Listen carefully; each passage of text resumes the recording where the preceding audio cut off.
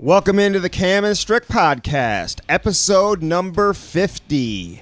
Wow. Can you believe that? Wow. 50. When you think of 50, what comes to mind, Cam? 50 Cent. I know your magic number is 40. You've told us that before. It is? Well, we kind of cut some of that stuff out of the previous podcast, but 40 is kind of your magic number. Why is 40 my magic number? You love women who are 40. Oh, no, I did when I was young. Yes. I did when I was like 13 to 17.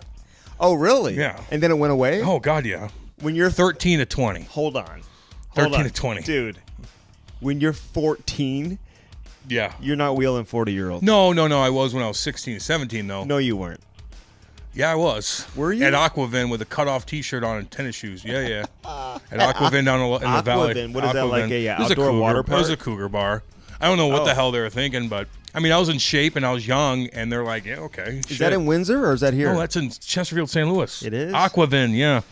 Aquavin, and Is that really what it's called, Vin? it was called Aquavin. It was a cougar bar in the valley, and a bunch of yuppies went in there, and all these nerds with ties go in there, and then a bunch of 17-year-olds that were in shape go in there with no shirt, with no money or no sleeves on their shirt, and we were wheeling the 40-year-olds out of there because they wanted to have fun that night with a young stud. How about that? All right, I got to talk about a couple of things. First off, Lou Lamoriello, Yeah. who has been mentioned more on this podcast than I think you or I. Yeah. It seems like everybody, and I want people to know this, that when people come on here and they mention Lou, like 70% of the time it's completely unintentional. Like we had no idea they even knew Lou, right? Well, it's not always guys that play with the Devils that all of a sudden have this, that have crossed paths with Lou Lamoriello. Well, he spiderwebs throughout hockey history, man, in so many different ways and so many different transactions and winning and this, that, and the other. And, he's just a part of a lot of things that go on in the hockey world, man. And it's hard not to talk about him, although I think that he would prefer us not to talk about him as much. Yeah. But it's just you can't help yourself. You couldn't help yourself but to be sweating bullets. Oh, fucking horrible. Nervous as hell. I thought maybe you'd get over that. Dude, he made me nervous off the bat. I mean, you acted like you were like 15 years old. Well, why do you go think? into the principal's office? Why the fuck do you think? You saw how he was I the know, first. I know. When you guys listen to this, you're gonna know where I'm coming from, and you got to think, man. Like he hears second inadvertently every time I do something, whether it's in Canada doing a thing or whatever. Like I talk about him in the stories, and either it gets back to him. Everything gets back to him, and he doesn't. Even though in the end it's all positive towards him, like the way I kind of maybe like imitate him and think like he fucking probably hates it. And so now he's going to do a podcast with us. He was already probably nerve-wracked that are they gonna put me on the spot? Or he's the most professional human being ever. Yes. And I think that he thought we made fun of him off the bat, Andy, and I fucking didn't.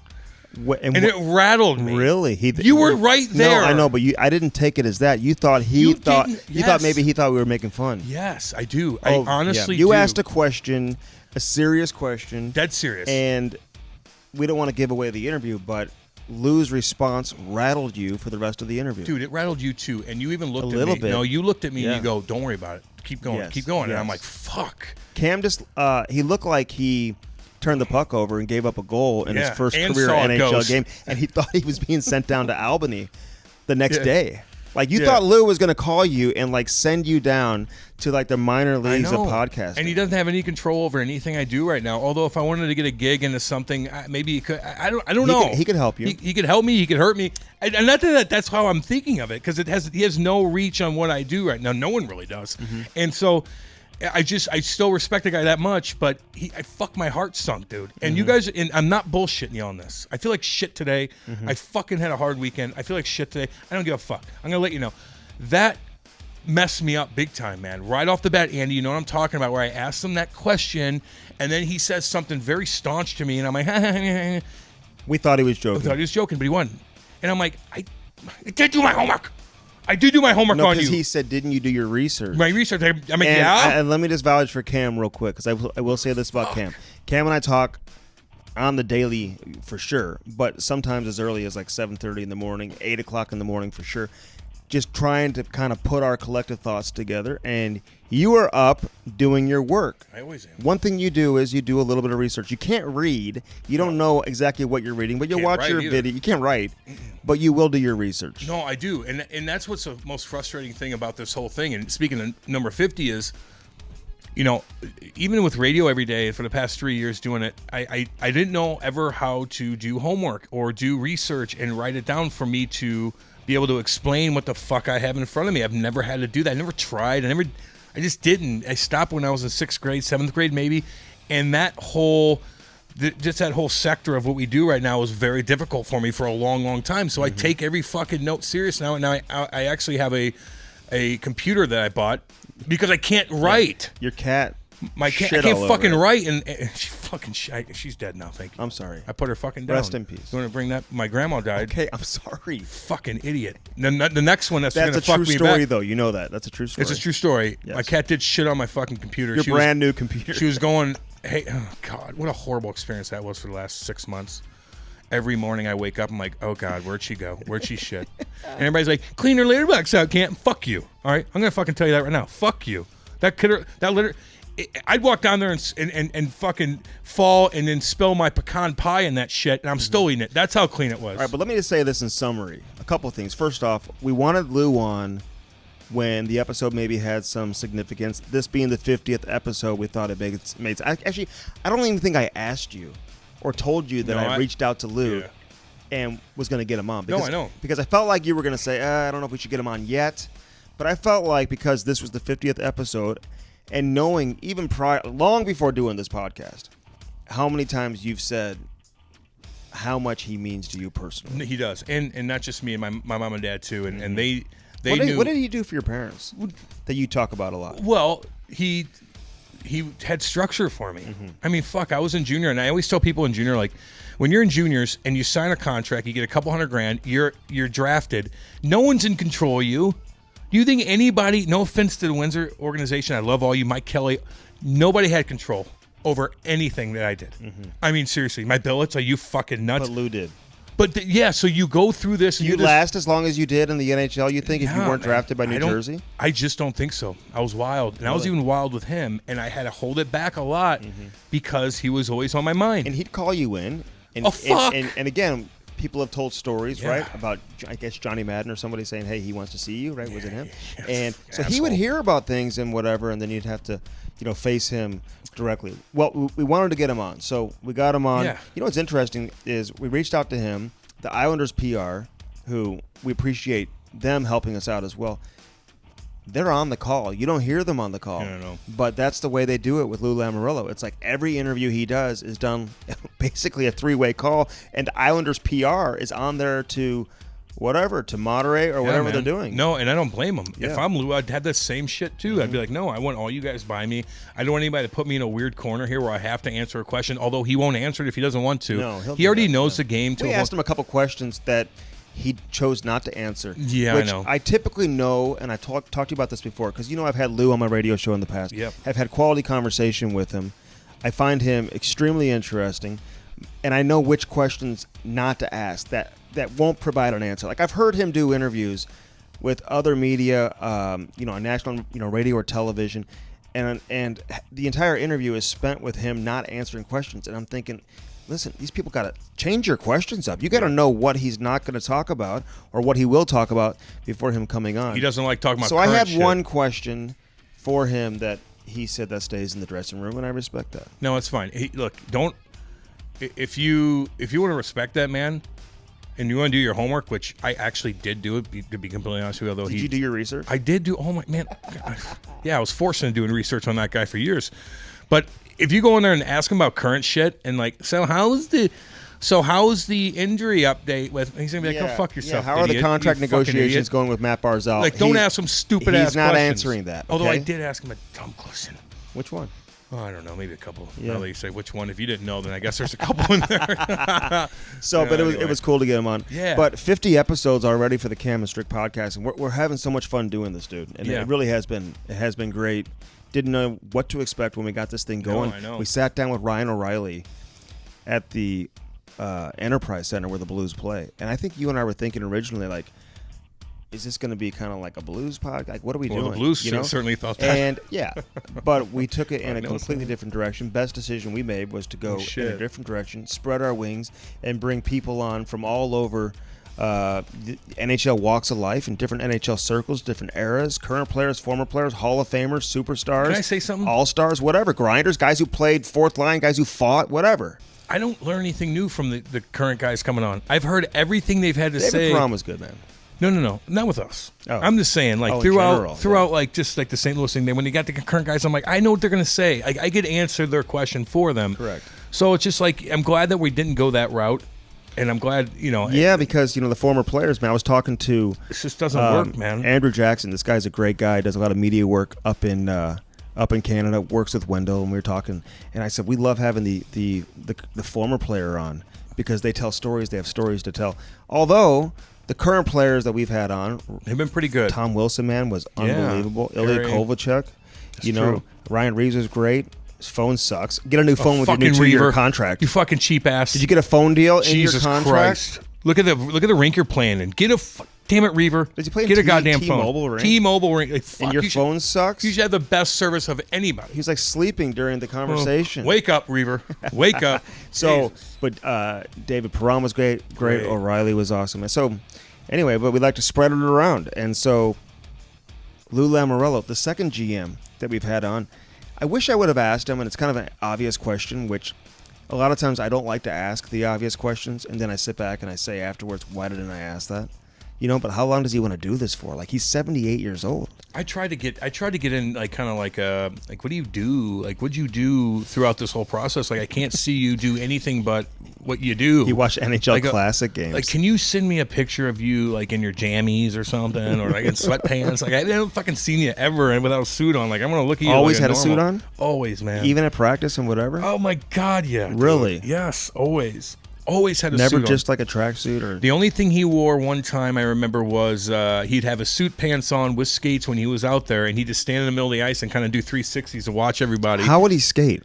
He'd go out there and just twirl around. He wouldn't skate hard. He wouldn't skate fast, but he'd just get to where he needed to be so he could see the whole ice, and he'd just twirl around. And would he get on the board and run drills and practices and stuff? No, no. I don't remember that as much. I think the other guys would do that, as they should. Like would he Larry. break down video and stuff like that? No, he would be in there. He'd let the assistant coaches do everything, and then all of a sudden, wait, one second here, and then he'd fucking throw his 2 cents in. Yeah, Really? He would never be overpowering on any of that. He let the coaches do their thing, but that's what you do because they're saying the same thing he's thinking. Whoever we have on, from Scotty Gomez to Brian Giunta to whoever it is that have a connection with Lou Lamoriello, they all say, like, if I ever was in a jam or needed help, he's the first person I'd call. I'd call him. I'd be like, man, this guy's on me, Lou. I don't know what he wants. I don't know. I'd not even his hockey stuff. Like, if I needed, I don't know, man. I'd call him for a couple. Well, he's more accomplished than just a hockey guy, dude. You look at his track record and history. He's a therapist. As a professional. He's kind of like a therapist. Like, this guy was a math teacher. Yes. He was an athletic director at Providence College. He ran Hockey East, the conference, one of the premier conferences in college hockey. I don't know if this would be the right take, but is he kind of like the military version? I hope he wouldn't take this the wrong way, but as far as like structure is concerned and doing the same thing every day so you have muscle is he not the military hockey version? Maybe. That works? Not the loud. But you know his kids, though. How are his kids? Awesome. I loved Chris. Awesome, man. Yeah. I got to go to Chris. But Chris will talk to me. He could be the next GM of the New York Islanders. I hope the hell man. he is. You never know. But Lou, you're older, okay? How do you have the effing energy? See how I caught myself? How do you have the energy? You've already dropped about 20 whatever. F-bombs. I didn't there. How do you have the energy still? I did see him passed out on some buses a couple times. You did? Oh, yeah. When I'd be sitting games out and I'd walk on the bus because you'd get there late. And I'd put my shit on the bus. Sleeping, yeah. Passed out. And then I'm like, and I'd wake him up. I'm like, God. I'm waking him up just to put my fucking bag on the bus. What was the fear for? Why were you scared? Well, because he just works his ass off, and I'm already out of the lineup, and I'm already in a weird spot, so I don't really want to see him at the time because I'm sitting out, and there's always a reason why I'm sitting out. That's where I was. Yeah, there's always a reason. Like, you weren't Marty Brodeur, right? Who could have a bad game or a bad week. There it is. So I was always on edge one way or the other because why am I sitting out? There's something I did. It wasn't like a numbers game. No, you're fucking sitting out. Yeah. You didn't get the puck out of the zone. You got too many penalties. It wasn't like, there's always anybody that says there's a numbers game, doesn't matter. You're the odd man out because you ain't that good. That's it. Yeah. Numbers. I don't give a shit. If they needed to play you, they would. So anyway, I was already on the edge of my seat, and then you wake this fucking ass up, and I'm like, oh, God. All right, so Lou Lamoriello, people, like, I've told people we had him on or we're going to have him on, And they're like, really? Because they hear his name so often. I think people are excited to hear from him. And again, he is what he is. Like, he's not going to come on here and rant and rave and like put on a show and be the most entertaining guest we've ever had on. Or even be like, I went to saw a movie, Cam, it was really good, but I didn't like the part. No, he's not going to do that. No, like he's kind of a robotic. He is who he is, Yeah, right? dude. And it's never going to change. He's not going to change for anybody, even with one of his former players in Cam Janssen. All right, 50 episodes. Yeah, though. baby. Like, what stands out to you over the course of the first 50?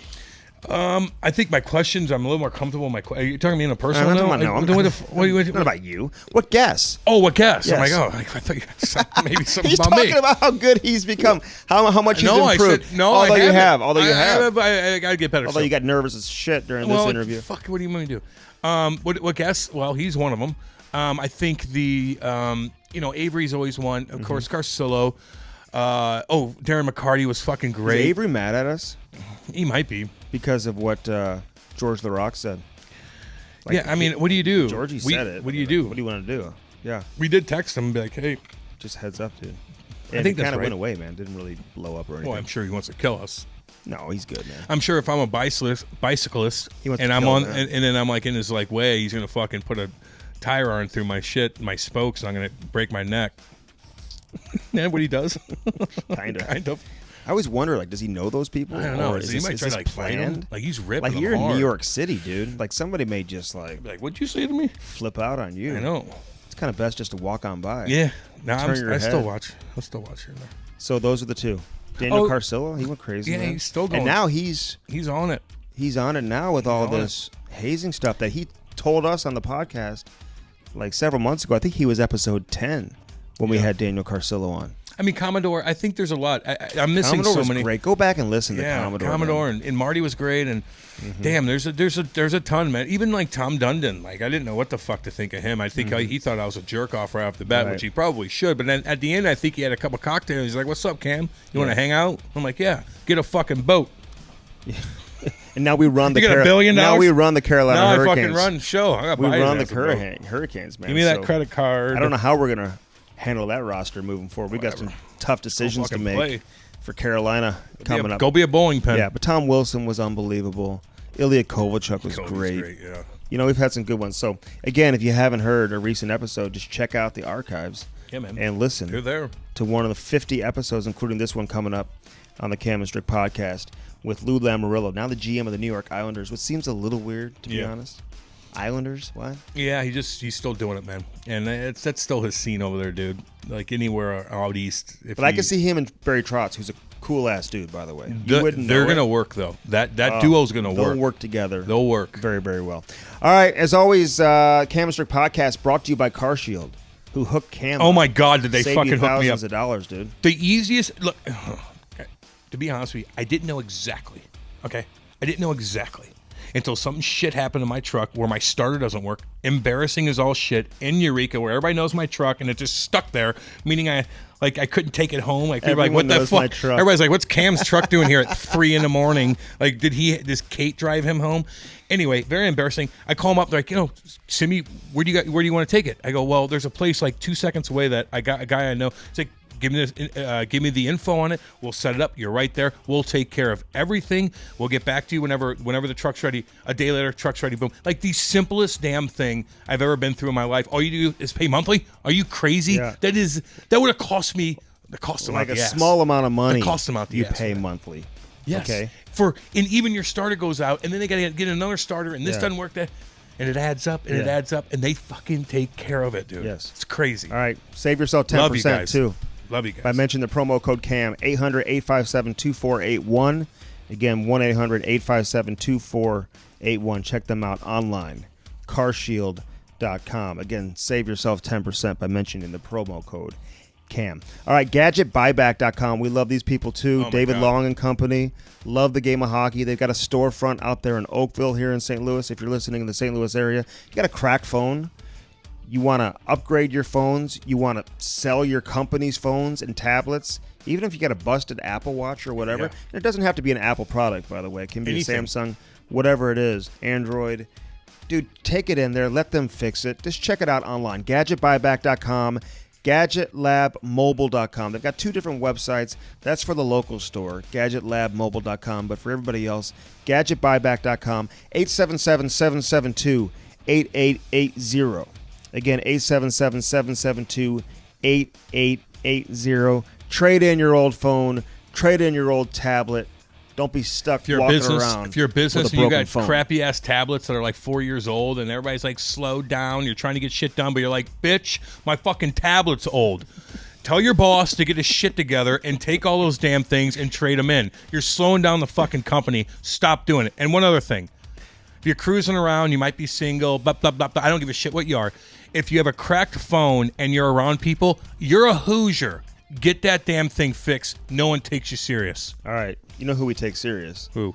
Bellman.com. Damn right, baby. BEHLMANN.com. You think about one of the top car dealerships in the country, you automatically think new car. It doesn't just have to be new. Think used. They've got hundreds of used cars to choose from.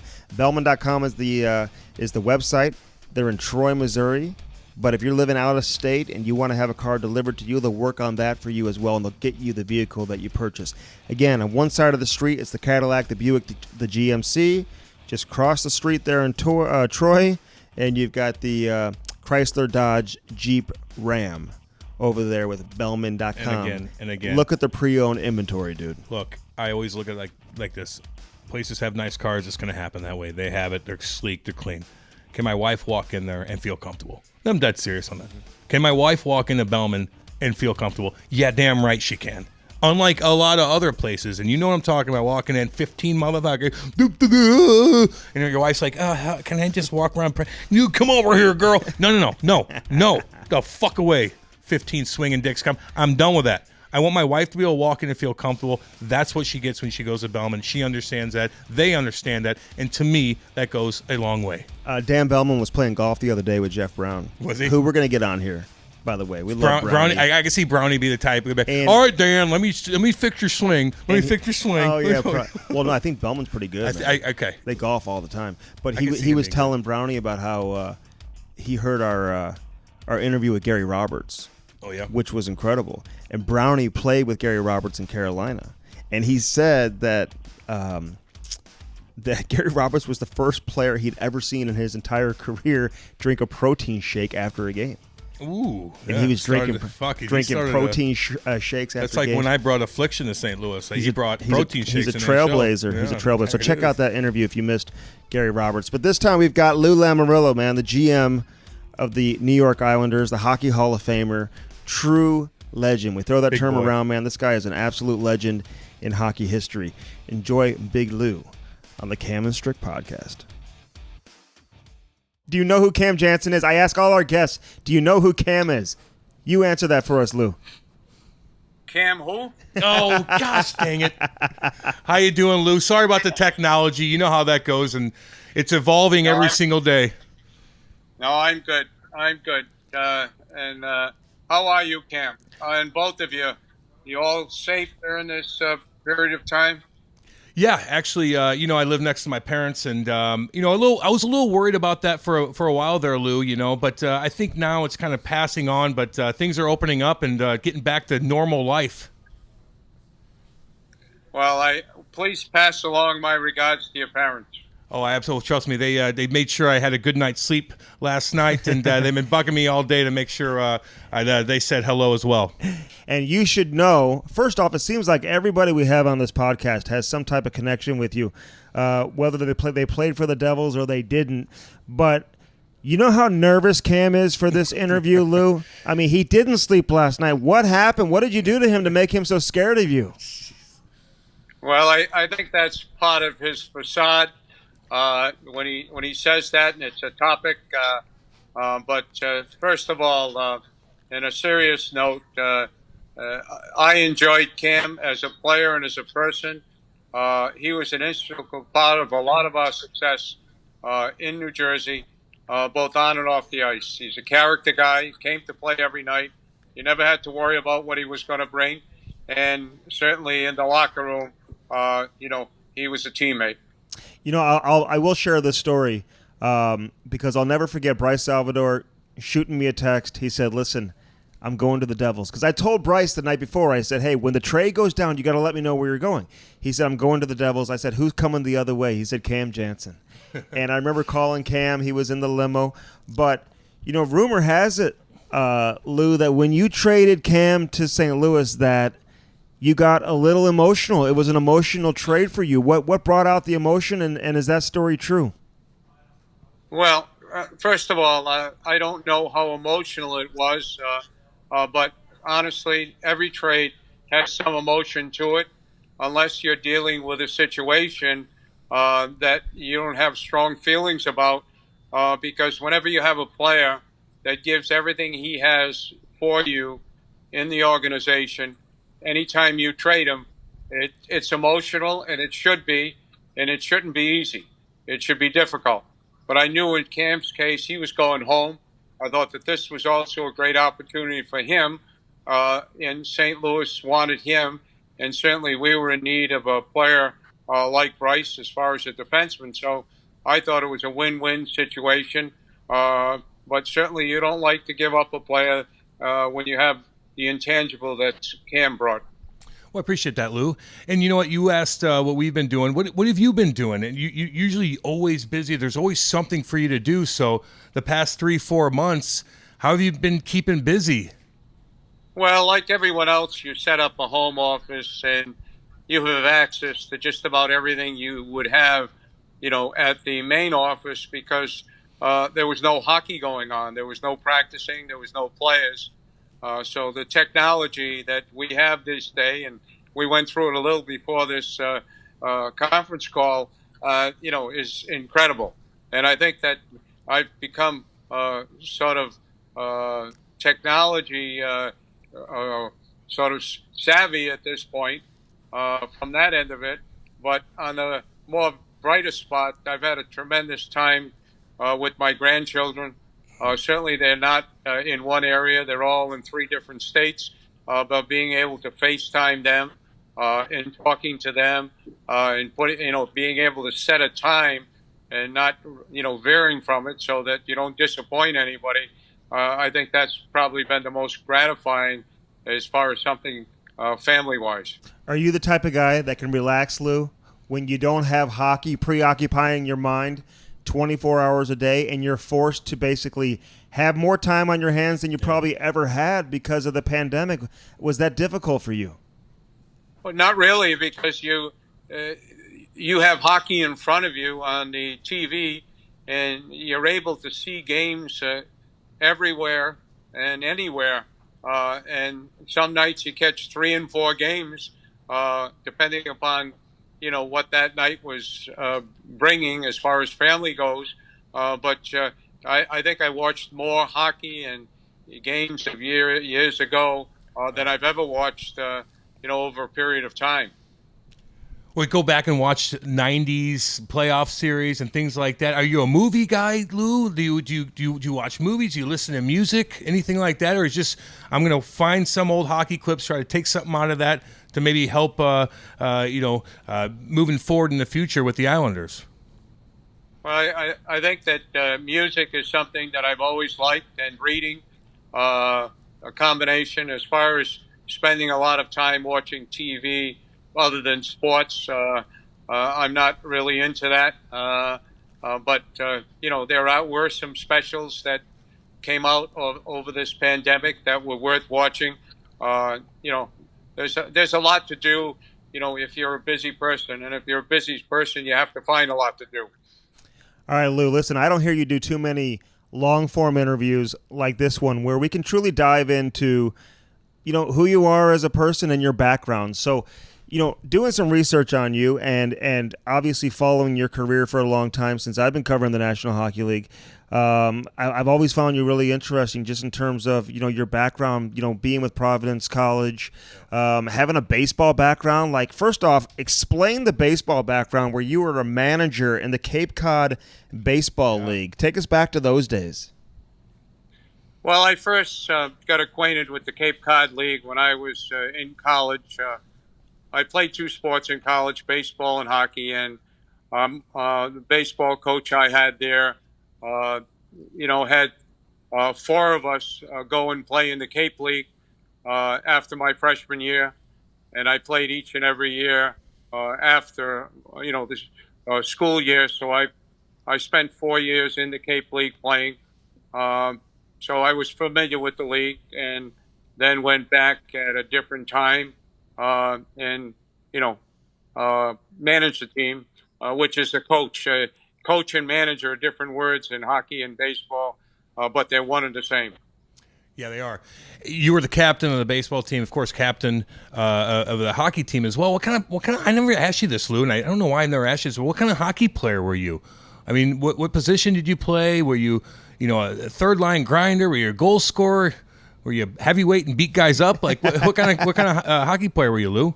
Well, I think, Cam, if you were doing your job, you could have looked all this up. I did. Oh my I God! did look it Thank up. you, thank you, Lou. I mean, all it takes is a little bit of research. I want him to answer it. Go ahead. I don't think about those things or talk about them. But I had 4 great years in college and enjoyed every minute of it, and played with some great athletes. Hey, were you a math teacher too? And your math background, how does that correlate with what you do, as a GM and running professional sports franchises?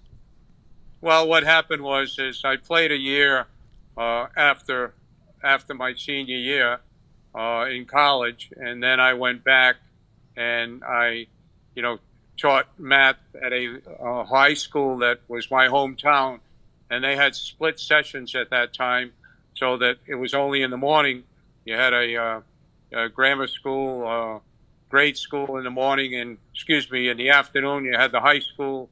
In the morning I taught high school math, and at that given time I was also assistant coach of baseball and assistant coach of hockey, so I was able to do both. Certainly, in those days the salaries aren't the way they are, and you had to complement whatever you did. So I did that for several years prior to when I went full-time at the college, as the head hockey coach. All right, so you're at Providence, and I read about how you studied the professional game, the National Hockey League. What does that mean? Like, how much hockey would you watch, and how confident were you, Lou, that when you got the job with the Devils, I think this is back in 1987, you go to New Jersey, how did you know you were ready to embark on that challenge and run an NHL team?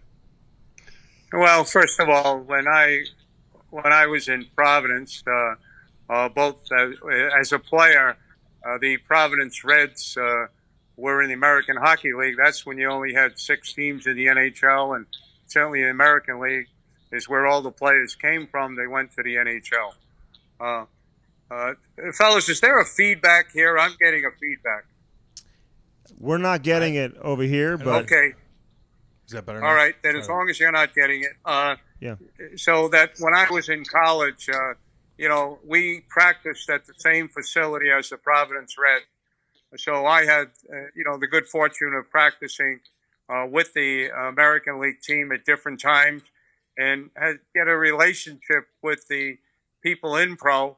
And one thing led to another, and when I was back coaching in college, the same American League team was there. There were, certainly different people, but they used our rink at different times when the facility was not available. And when players were injured, they'd stay with me in rehab and would practice with our college players. So that relationship started, and it continued. I had a lot of players turn pro, and I did their contracts when they turned pro, and sort of got to know a lot of different people in the NHL. So I was comfortable in my own skin, talking with the people, because I had known them for a good number of years. I had coached in college 14 years, so it wasn't something new to me. But you never know. You never know what is in store whenever you take, steps going forward. The Cam and Strick Podcast is brought to you by CarShield. Nothing more frustrating, Cam, than when that engine light comes on and right off the bat, you're going to have to spend thousands of dollars to repair your vehicle. Call 800-857-2481. Mention the promo code CAM or visit carshield.com and use the code CAM to save 10%. Yeah. That's carshield.com. A deductible may apply. Save yourself money. Sign up and get your coverage now with carshield.com. Now back to the interview.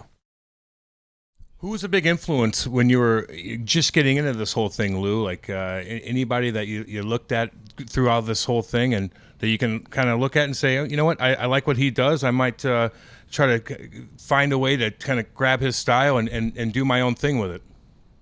No, I think that, over anyone's career, when it comes to coaching or managing, I think more so than certainly being a player, you learn from all different people. You take everything out of them and somehow put it into who you are. If you're a student of the game, if you're a student of history, if you're a student of math, what you try and do is put all of those things together and use them when the opportunity comes to be used.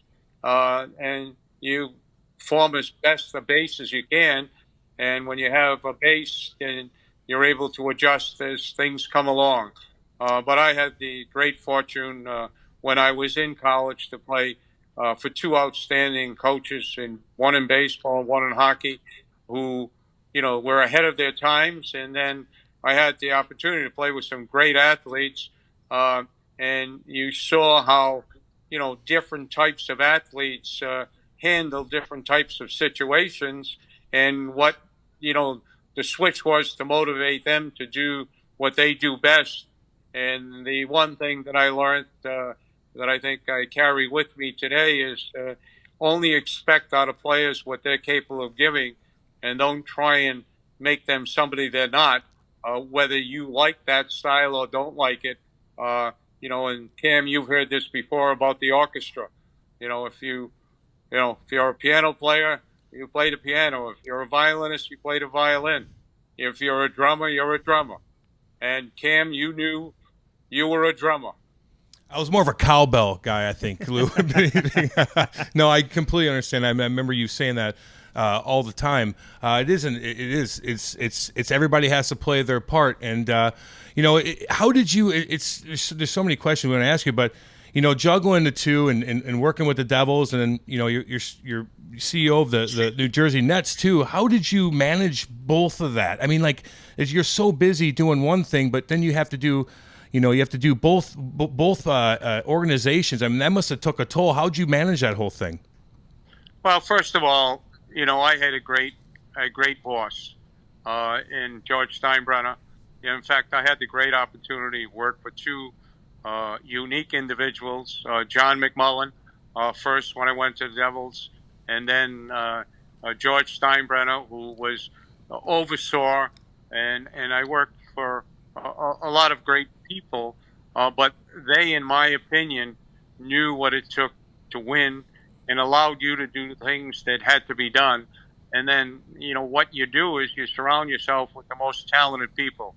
You try and get people who are the best at what they do.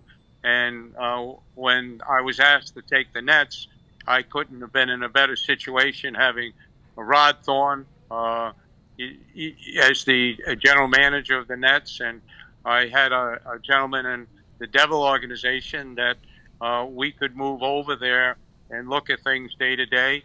And I could oversee that because certainly we were at that given time with the hockey team, that it needed a lot of attention. But from the business end of it, you just had the right people in the right places. And it's amazing, when you give people a responsibility, well, once you find out they can do it, how far they go. And probably during that period of time, I look back at the 1 year that all three teams, which were under the same umbrella, the Yankees, the Nets, and the Devils, in the 1 year we won the World Series, won the Stanley Cup, and the Nets went to the finals and lost to L.A. That's something you look back on and you still get the chills on, being a part of all of that. Wow, that's Wow. unbelievable. You mentioned George Steinbrenner. I mean, he may be the most famous sports owner in the history of professional sports, Lou. Like, what did you learn from him? Like, how close were you? And any stories of your relationship that you can share with us? Well, I go back to when the Devils were bought. When Dr. McMullen decided to sell the Devils, because he had wanted an arena to be built in Hoboken. And at that given time, the Nets had just been bought by the Yankees, which was called Yankee Nets at that time. And they decided that it was going to go to Newark. So he decided he was going to sell the team.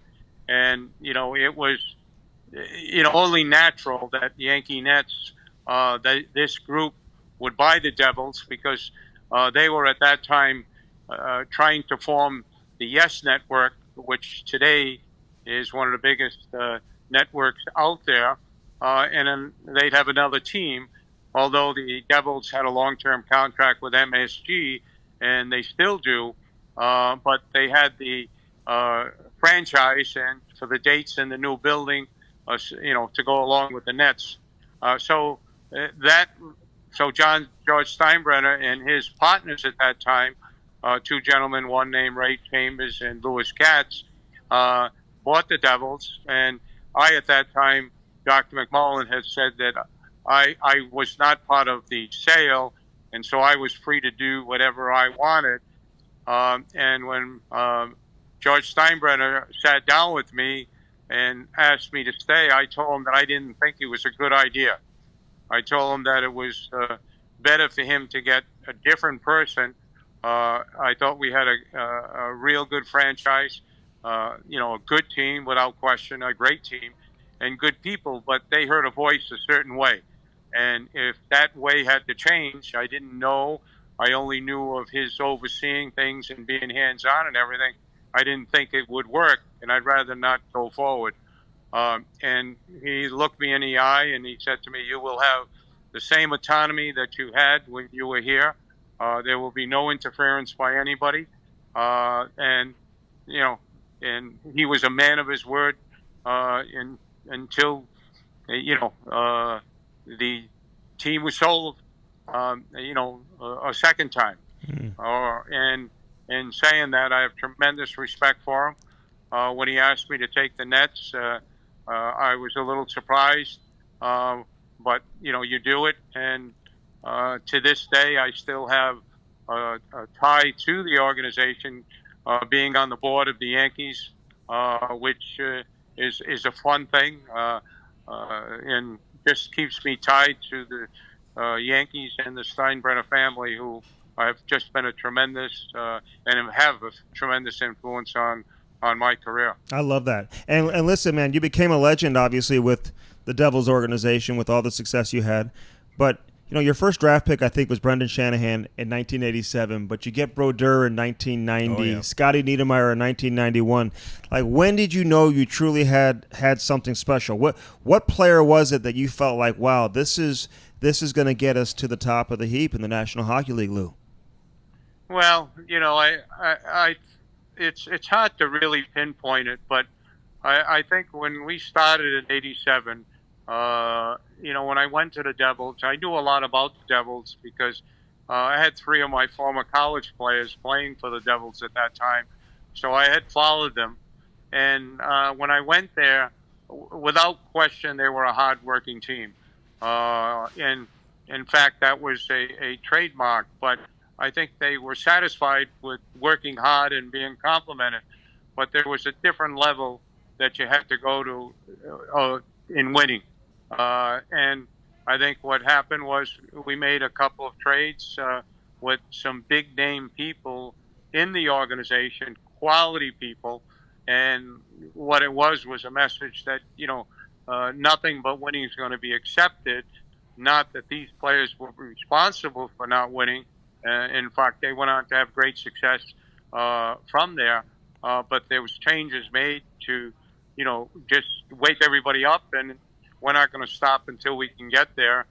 And I think that we got to a certain point where There was we had to get over sort of just the hump, and we had to, in my opinion, bring somebody in to coach the team that could walk in the locker room with instant credibility and success. And that's when we went out and hired Jacques Lemaire. And I think from there, the template of winning and accepting nothing but winning just followed us through. And we were committed to playing a certain way, didn't allow anybody to get in the way. And no matter who was coaching, we stayed with that through the American Hockey League, as you well know, Cam, and also your years with the Devils. We played a certain way, and nothing changed. And players who wanted to be there bought into it, and players who didn't, weren't there. You can go ahead and get that here if you need to. But listen, people on the outside with the Devils, Lou, they always say, "Wow, there's the Lou way. There's the culture that the Devils had that you took with you probably to Toronto, and now you've got it with you with the New York Islanders." Like, where does that come from? Not being able to have hair on your face, having to dress a certain way, having to act a certain way, and just create the culture. Like, how do you define culture in team building, and how important is that in terms of the overall success? Well, I think it's paramount without question, and I believe that the culture is an overused word and certainly underdeveloped and has many different definitions. But if I had to give a definition, it's just doing the right thing day in and day out, over and over again, and not deviating from that, both on and off the ice, and commitment to each other, not to let each other down. Simple as that. How do you approach? I remember a note too in Toronto where the draft was, Lou, and I remember you were the first meeting I had. I think it was like 6:30 in the morning, and I walked in there, and I think you asked me the first question is, who do you play like? And I said Wayne Gretzky and Mario Lemieux combined, and I don't know if I got a laugh out of anybody, but it was pretty intimidating. But what is your approach with these kids now, Lou? I mean, they're kind of robots now, and their agent tells them what to say. How do you approach the meeting with these kids to get some personality out of them, just to kind of know who they really are? Well, they tell you who they are on how they answer questions and how they speak. I don't think it's hard, and you do homework and research. And I think a lot of my college background has helped me, despite, the number of years I've been in the league.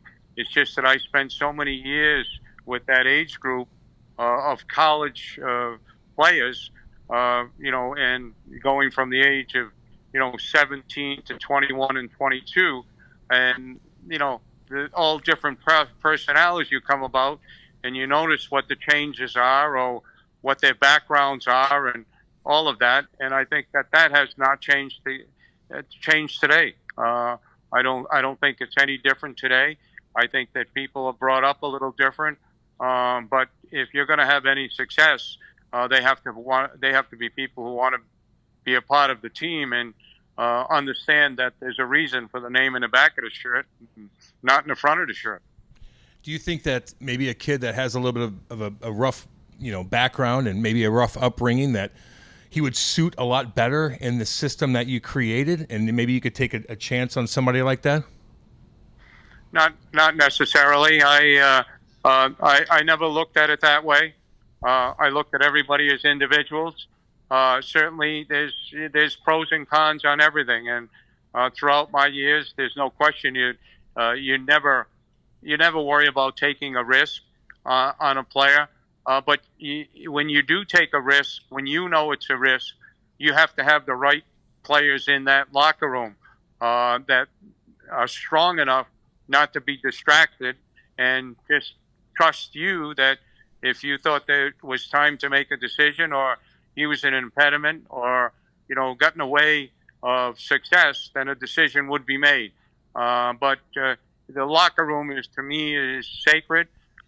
It's the most important thing, and individual talent will help you win games, but teams win championships. Cam and Strick Podcast here for our boy Dan Bellman with Bellman.com. Yeah, baby. You need some new wheels? Why not get a Cadillac, a Buick, a GMC? Head out to Troy today. And again, don't forget about Chrysler, Dodge, Jeep, Ram right across the street. No doubt. Right there in Troy, Missouri. Visit them online. Check out their new selection, the pre-owned selection, the best service you will find anywhere in the country. Bellman.com. BEHLMANN.com. Get yourself some new wheels in time for the summer. Yeah. Now back to the interview. Who's the best pure leader you ever had, Lou? Well, I think that's an unfair question. I've been around, a lot of great leaders who led in different ways. Scott Stevens led by example. I was around Jason Kidd with the Nets, and there was no question of what those two brought each and every day in practice. And when you see and watch excerpts from Michael Jordan and what he demanded out of players in practice, that's what Scotty and Jason Kidd did. They practiced as hard in a game, and they wouldn't accept anybody not working. In basketball, I've seen Jason throw a ball at a teammate, and in hockey, I've seen Scotty line up somebody if they weren't doing what they should have been, even though it was a practice. Yeah. Did you listen? I think Scotty Gomez came on here and told a story how you guys were taking a team picture, and he had a gold necklace on, so he actually ripped it off because he didn't want you to see it, and he couldn't get it off. Like, did you ever send anyone home, Lou, when they had facial hair, or they were breaking rules, or doing something that they knew that they shouldn't be doing? Did you ever catch anybody and said, hey, man, you're going to have to go home and fix that up before you come back here and be part of the team? I'll let Cam answer that. That's a yes. That's a yes. Give us an example of that. Pardon me? You have an example of that or no? No. Those are locker room stories. Oh, there you go. So you did say you watched that Michael Jordan documentary. I think we all did. I mean, it's the only thing on during this whole quarantine. But what do you take of him as a leader? People, in the way I look at it, I'd love to play for a guy like that. He's hard on you. He's always on his game. He's making sure you're 100% in practice. If you're not, he's going to let you know and he's going to call you out. Do you like that kind of leader? Did you look at that documentary and say, wow, I mean, that's how you do it, or was it a little bit too much?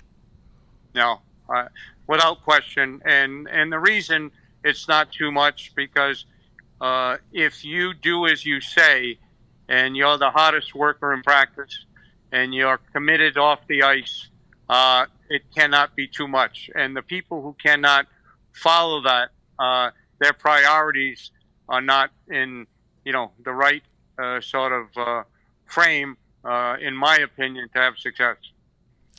What's it like? I mean, Lou, you've been around for so long and you've had such great success. I mean, you drafted Brendan Shanahan, then you worked under Brendan Shanahan. Was that a little bit awkward, or was your relationship so strong it wasn't as difficult as maybe people might think, considering how long you ran your own team?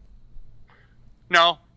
I think that it was a relationship that started at a very early age, and certainly Brendan, signed a offer sheet and left. And in those days, it was equalization, and that's how we got Scott Stevens. And then actually at the end of Brendan's career after Detroit, I brought him back to New Jersey for another year. You separate the person and the player. You have to make decisions that are hard, but you never cross those over. The person is still the person. No different than, say, Cam. Cam's relationship, I'd like to think, is the same today as it was when he played.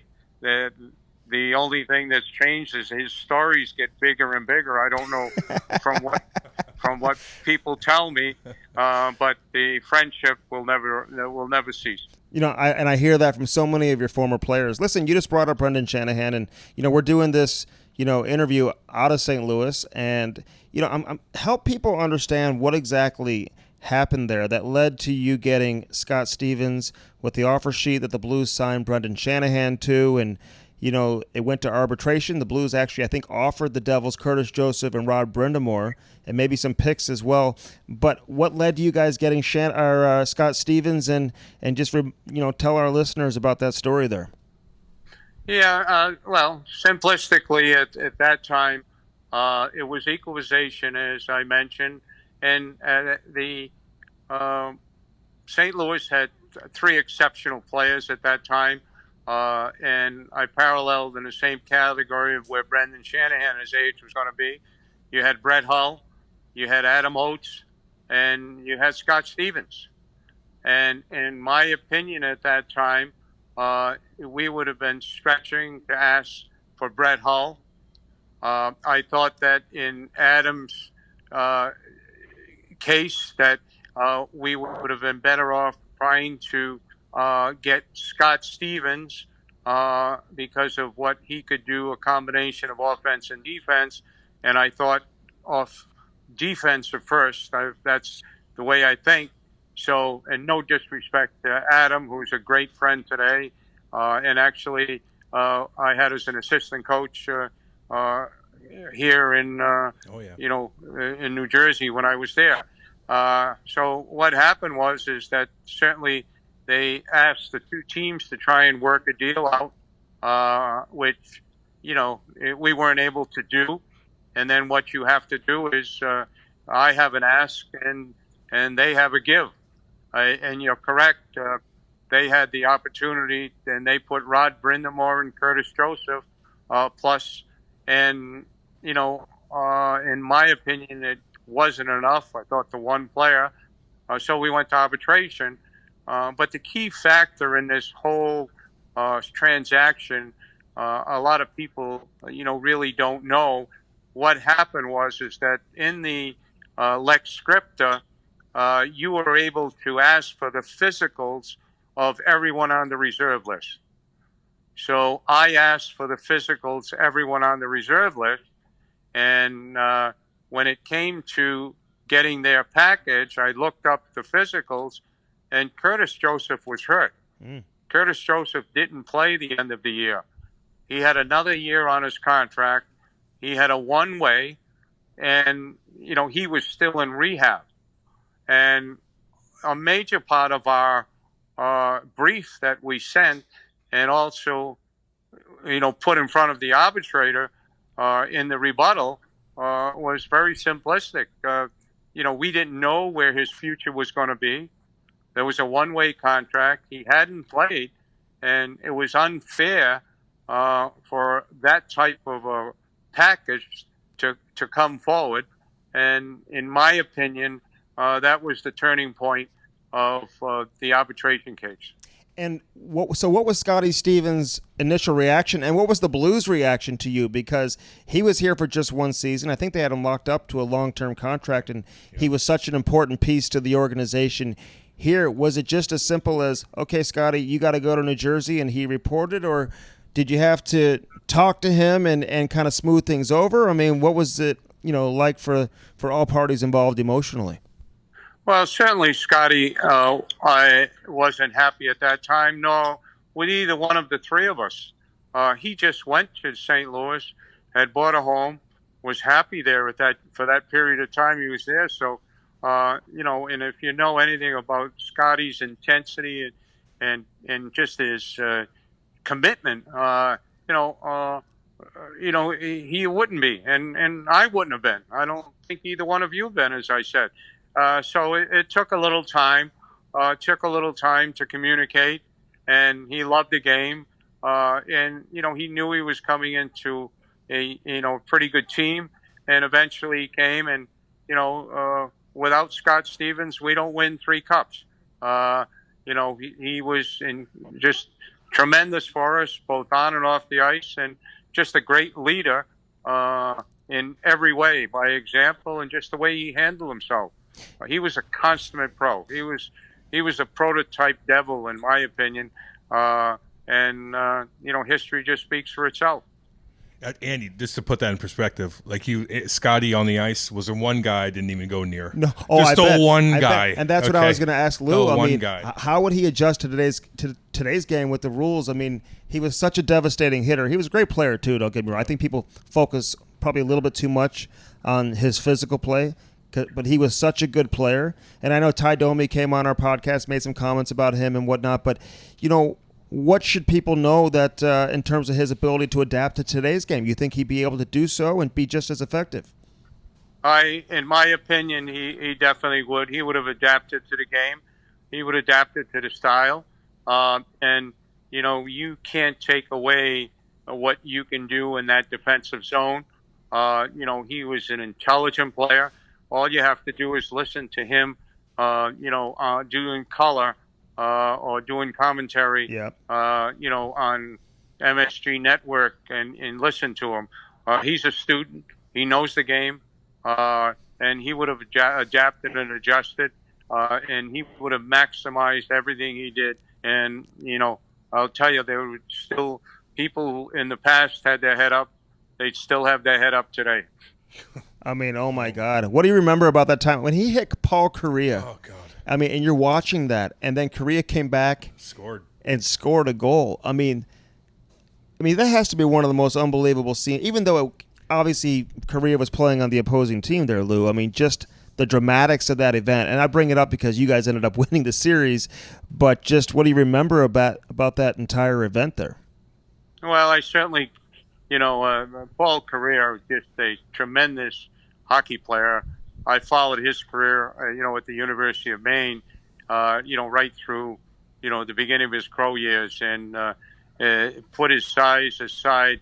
He competed as hard as anyone, and that's just a great indication of getting up from that hit, coming back and score a goal, and finishing the series. That says it all for Paul. But I've seen, several of those hits over the years from Scotty. And certainly, in my opinion, in this game today would still be clean. If I go back and we've looked at some of the hits of today, which are, less frequent, and compared them to him just because we love the game. And, he was not a dirty player. I don't think he ever got suspended. If he did, it was maybe because of a third man in or something. But he was just an incredible piece of the puzzle in New Jersey. All right, you were one of the first, if not the first, Yeah. to bring Russian players over, Lou. Like, how long had you been thinking about that before you finally signed a player over from Russia? And did you ever envision the game turning into what it is today with virtually every roster having, a Russian influence on their team? No, not really. How that came about is when I went to New Jersey in '87.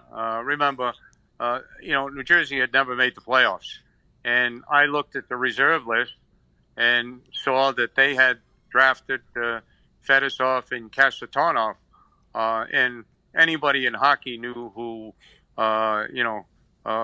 Fedosov was. From the Olympics and World Championships. So the partial owner of the Devils at that time was John Whitehead. John Whitehead was Deputy Secretary of State at that time.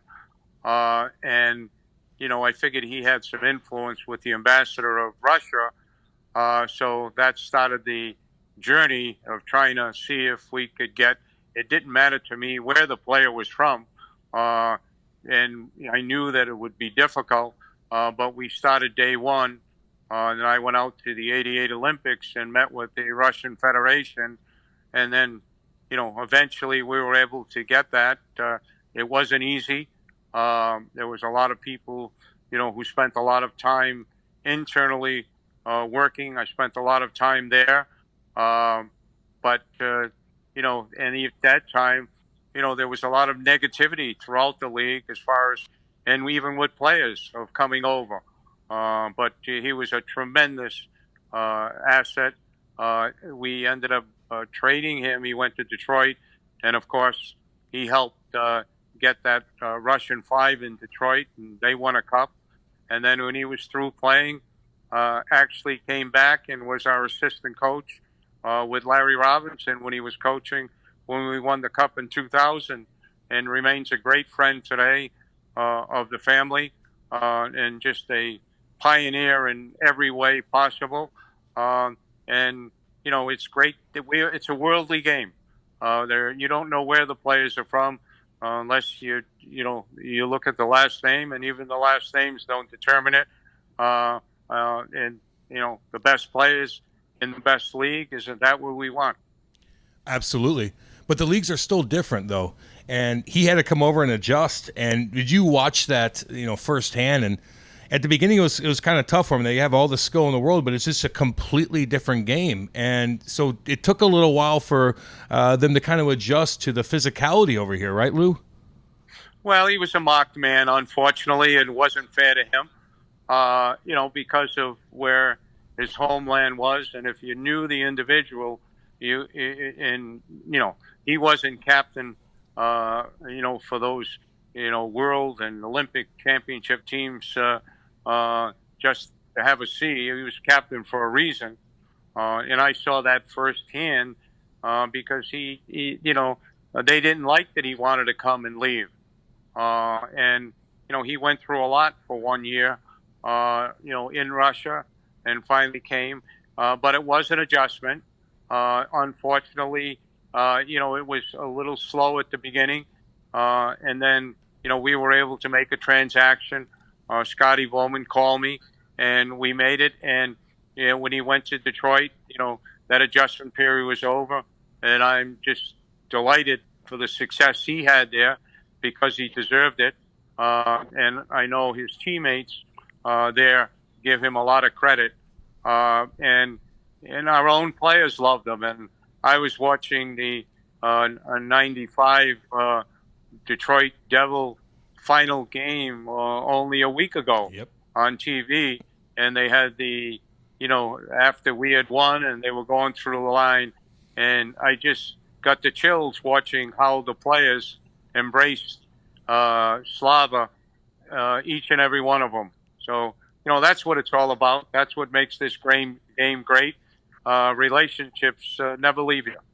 And one of the things that makes you great, Lou, is your ability to trust your own instinct and do what you feel is right at the time, even though it may not be the most popular decision. Yeah. You fire a coach at the end of a season when you guys are having a great regular season.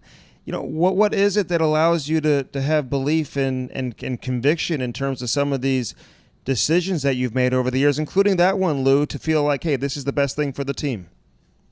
Well, I think that the seat that you sit in should have the most knowledge of what your responsibilities are. And whatever decisions you make have to be with that knowledge, and not what other people think or how it might affect other people. The risk involved when you do things, out of the ordinary, or call it out of the box. But you said it right. You do what's right, and you do it now. In my opinion, you're not doing your job. Is that hard for you to do? To look at to fire a guy, Lou, how difficult is that for you to do personally? When you have to fire a coach, is that tough for you? It certainly is. You're dealing with individual people that, are great people, people who care, and people who, gave a lot. You wouldn't be at that point if that person didn't do what he did. That was an extremely difficult decision. Ravi Fatorik was and still is a great friend. But I did not think that at that given time we could get to where we wanted to get, for different reasons, and that was my decision to make that. Fortunately, it worked out, and I think that, I didn't have much support at that time publicly, but that wasn't, that wasn't a concern. But I just felt the change was right. But I do and did appreciate anything and everything Robbie did to this day. In fact, I made sure that we put Robbie Fedoruk's name on that '95 Stanley Cup because he deserved it, and he had every right to feel, whatever way he felt. Decisions are not easy. If a decision is real easy, it should have probably been made sooner. Andy Strickland and Cam Janssen here for you for GadgetBuyback.com. Yeah. Gadget Lab, they got a store here locally if you're in St. Louis, 5541 Telegraph Road. Here's the deal. You got an old phone, maybe a cracked tablet. Maybe it's perfect, but it's a little bit older. Turn it in right now. www.gadgetbuyback.com. Upgrade your devices, phones, computers, watches. Anything.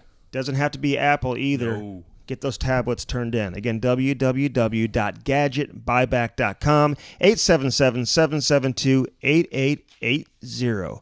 Now back to the interview. Yeah.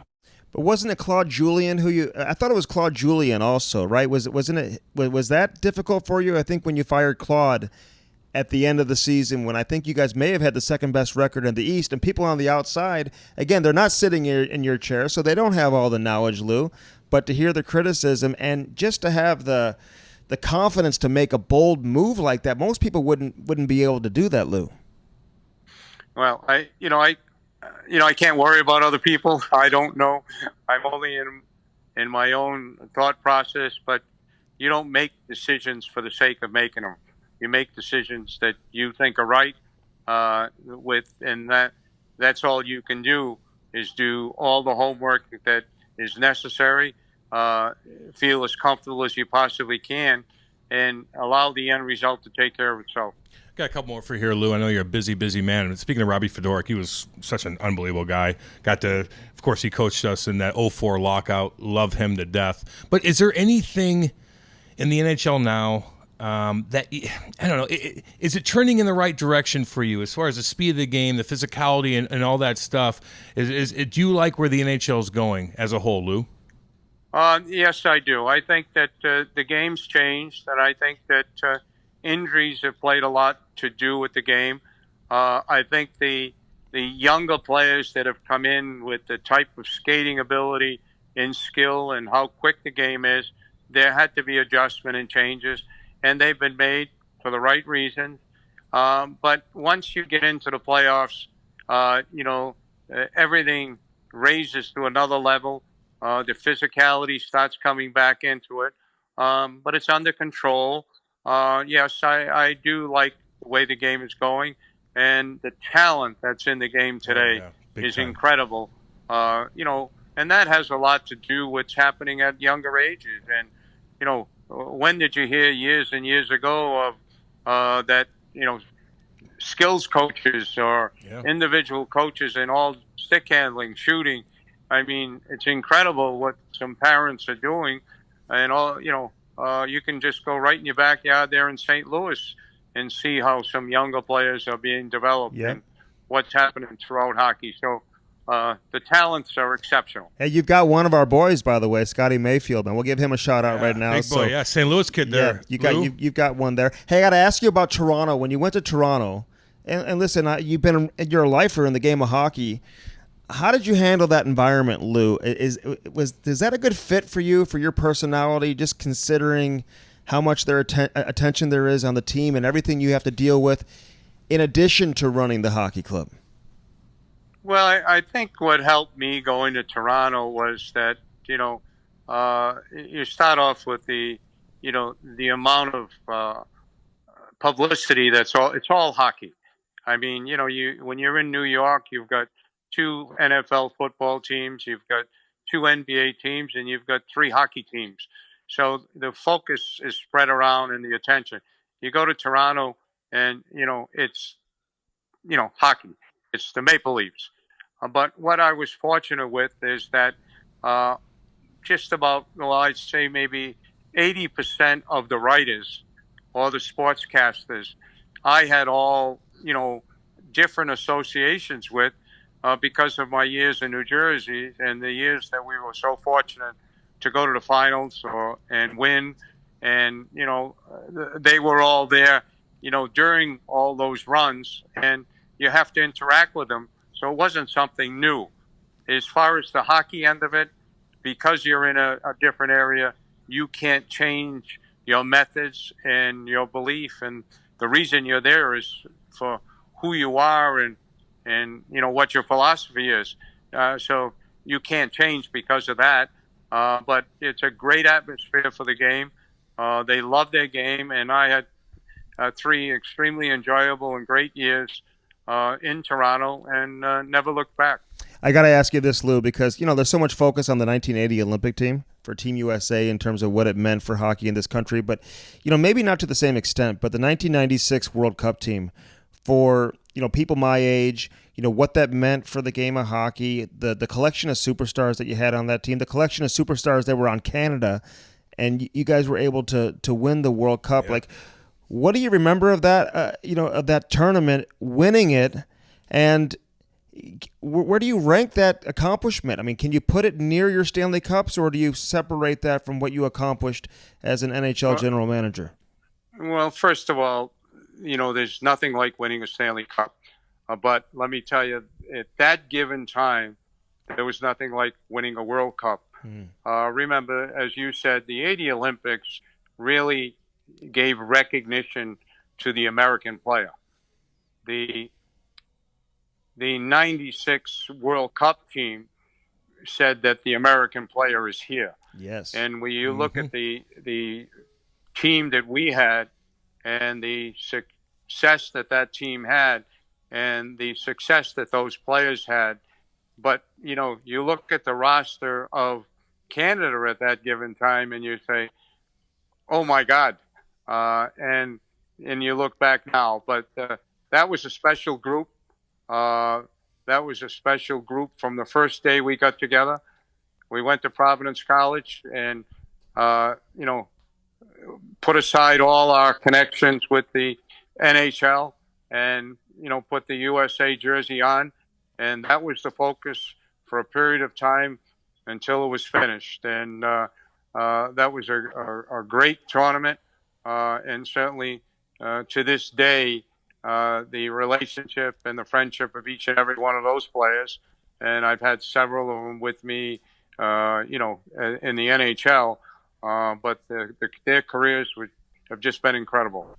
Well, Lou, Andy asked me, this is our 50th episode on the podcast, he goes, we need to celebrate and get somebody big on, and I go, he asked me who I wanted, and I'm like, I'm ready for Lou. Actually, I didn't tell you. I go, I want Lou. I didn't tell you. I'm ready for you now. So, look, I you know how much you mean to me and my family. I appreciate you coming on. I really do. And, you've done a lot for us, and I thanks for coming on the podcast, Lou. Appreciate it. We appreciate that, Lou. It's my pleasure, fellas, and I appreciate being on, and thank you, and just stay safe, and let's get back to hockey. Absolutely. We're with you. Right on, Lou. Thank you, Lou. Thank you. You're welcome. Take care. That was Lou Lamoriello, in case you didn't know. Cam's hyperventilating. He's sweating. He's red. Oh, I'm glad. No, I'm glad it's over. I mean, I'm glad it's over. The only other interview I was kind of fucked up on was a Mike Modano, but that's when I didn't sleep for 4 days. And Mike Keenan. Oh, the Keenan one. Remember? You were like, oh, I'm like, what do I even ask this cat? I thought he was going to kill me. You were doing that to me during this interview with Lou. Well, fuck, because man. he rattled you. Dude, I'm human, dude. Like, Yes, what do you we do? are. I'm not that comfortable asking questions. Like, I'm great at, like, you want to hang out and, like, talk. Like, I'm good at that. But for me, like, to really have, like, structured questions, like, I'm not there with the big boys yet, man. I need to have a, like, what's up, baby? What are you doing? That's where I'm good. Not like, okay, let me break this down. I'm not good at that shit. He was like your second dad. Yesterday was Father's Day. That's true.